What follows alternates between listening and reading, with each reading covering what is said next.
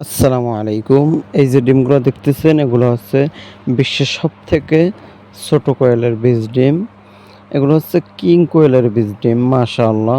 পাখিগুলোও খুব সুন্দর আছে, ভালো আছে মাশাআল্লাহ। ডিমগুলোও যেই দিতেছে ডিমগুলোর সাইজটাও একটু বড় বড়ই আছে।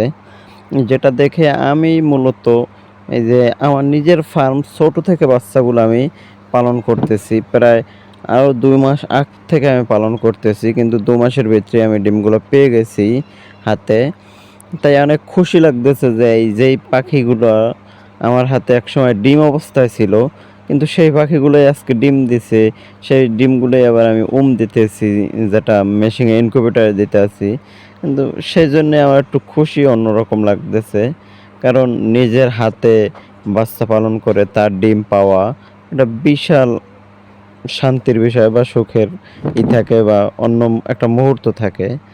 তাই অনেক খুশিও লাগতেছে, ভালোও লাগতেছে।